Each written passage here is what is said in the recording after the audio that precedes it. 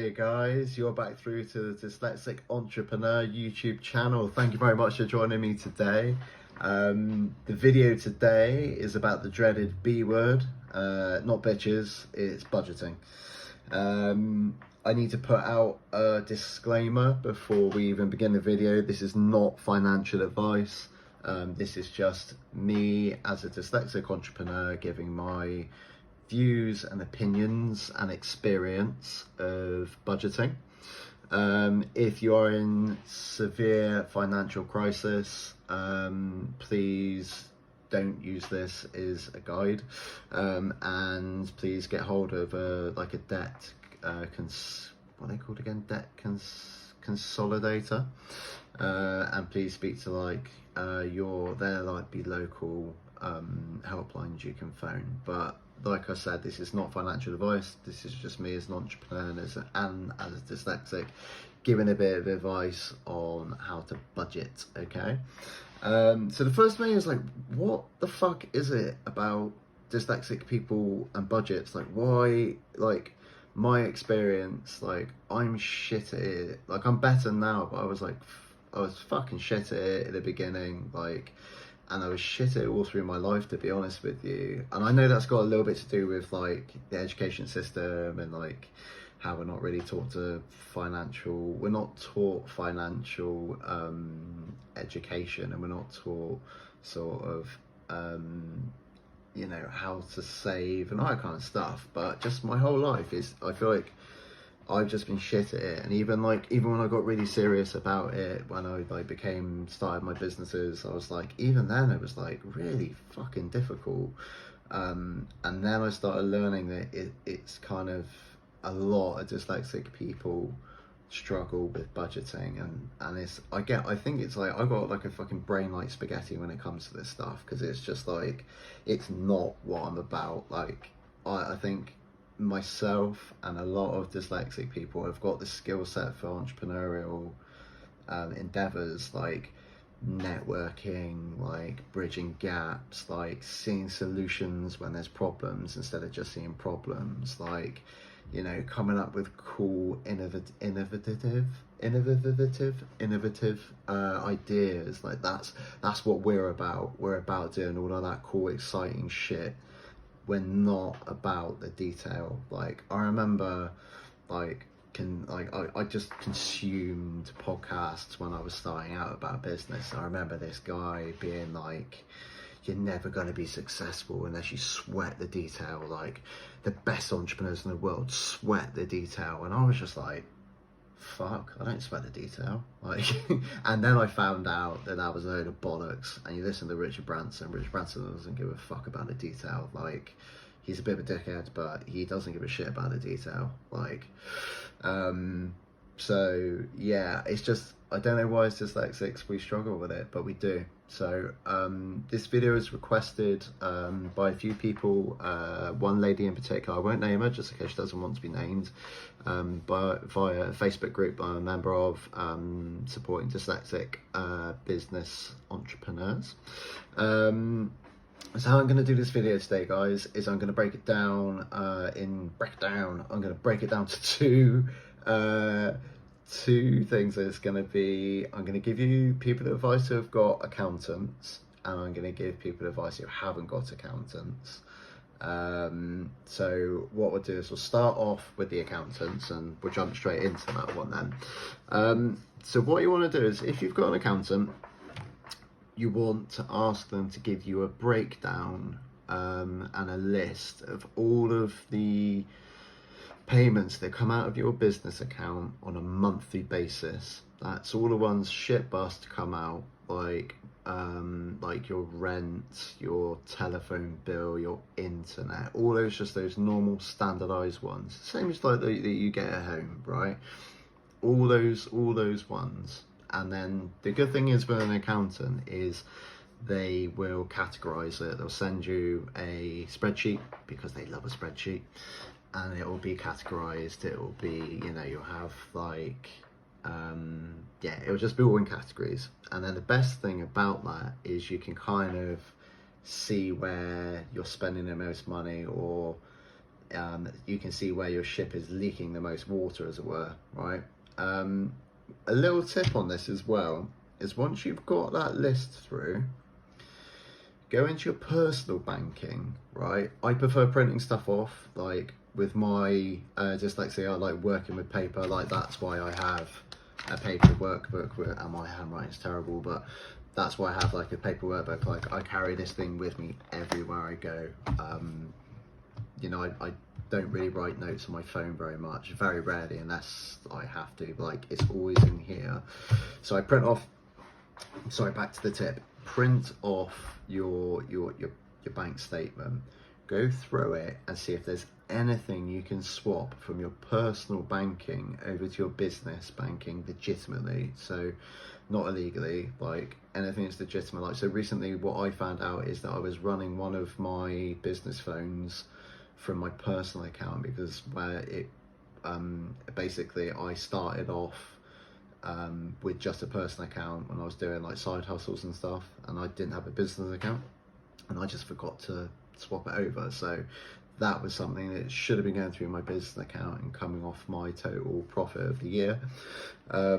So I'd highly recommend you do that, guys. It is, you will find a couple of little bits and bobs you can like put across, and it, you know, every little bit helps, doesn't it? So your accountant will categorize it, and then you can have a little look what you're spending your money on, and then basically what I'm going to describe it is like, that will give you this, right? That is what is coming out of your business bank account every month as directed by your accountant, right? So that's you guys for accountants. I'm now going to give you guys who don't have accountants the advice, and my advice is, get a fucking accountant. They're worth their weight in gold. Just get a fucking accountant. Like, especially as a dyslexic, you really want to get an accountant. But if you can't afford one, or there's like some other reasons why you haven't got one, fair enough, and I'll give you some advice. So what you're going to want to do is print off like 3 months worth of your, I say print off because that's how I do it, but if you want to just look through your screen, that's fine. But print off 3 months worth of your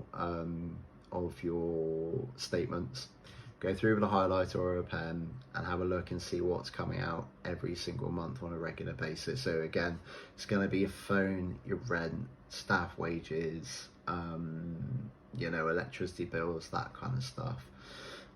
You could also go on to your standing orders, like go online onto your banking and have a look at your standing orders and like direct debits and things like that. And again, you might see ones that you're paying that you shouldn't be, or that have ran out ages ago, or you know, you might be paying for an old phone for fucking years ago that you shouldn't be. To have a look for that, and again, that will give you like your total here, right? So that's this figure. So that's everything that comes out on a monthly basis.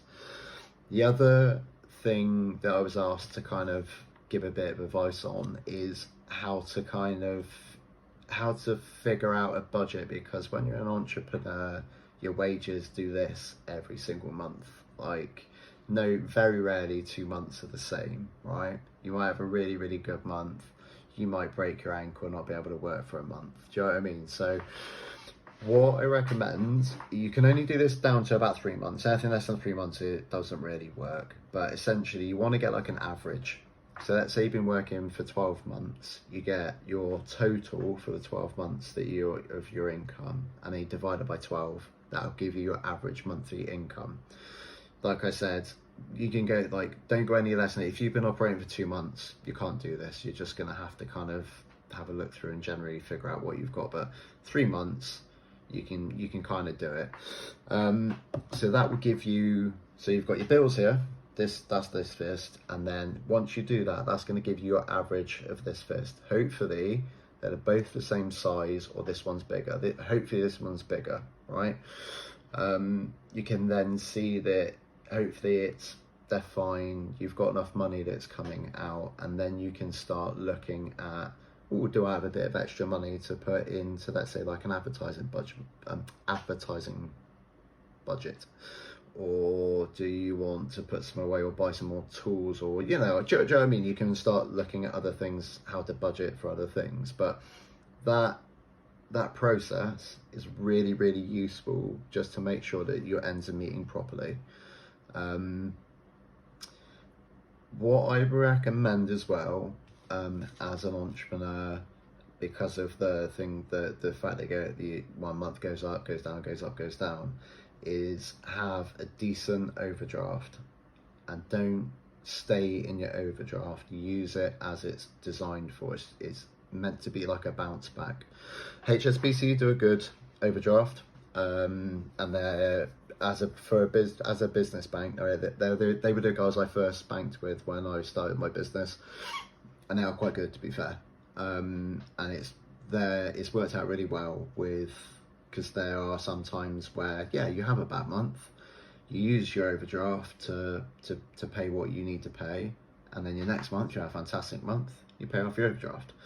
So I definitely make the most of that. All right, and that's my advice on how to figure it out. All right, so just to recap that bit, you basically want to figure out all your bills, figure out what's coming out regardless each month, figure out your average earnings of each month and make sure they add up. Okay, if they don't add up, you might want to start, get your side hustles on. You might want to take on a part-time job just to kind of get things like back on track, or you might want to put a bit more into marketing, put a bit more into like getting yourself out there, or doing those jobs you don't really want to do, or do you know what I mean? But just basically earning more money so that your ends meet properly. Okay. The other advice I'm going to give you guys today is there's a new guy about called Atto, and he runs a YouTube channel called Savvy Wallet, and he gives some really, really, really good financial advice. He started off in debt, didn't have a clue about budgeting and all that kind of stuff, and he now gives people advice on essentially that, like how to save money, how to budget properly, what to do, and he's got loads and loads and loads of videos, so I highly recommend check him out. I'll put a link to his YouTube in our description. You've got the OG of the game, Martin Lewis. He has a podcast which is like his radio show. Somebody's turned it into a podcast, like BBC have turned it into a podcast, so you'll find that on like any good podcast provider, but it's on Spotify. So what I'll do is I'll put a link to that in the description as well. And the other thing I'd say is, if you're in major debt, I don't know anything about that. That's not my forte. Like, I'd highly recommend that you do a bit more research on people who are adept at giving advice on that. Okay, so like mine's just about budgeting and saving money. All right, but if you are in major debt and you run a business, then I'm not the guy to give you the advice. All right, but if you could please give us a like and subscribe. Again, if you could follow us on Instagram at dyslexic_entrepreneur.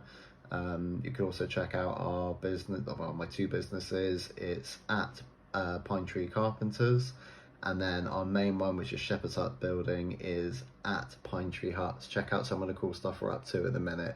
But I'm gonna be dropping another video next week. It's another suggestion from someone on one of the Facebook groups, and I think you guys will really like it. It's an interesting subject. I hope you guys are cool, and I hope you're having a fantastic week, and I'll catch you guys soon. All right, cheers, take care.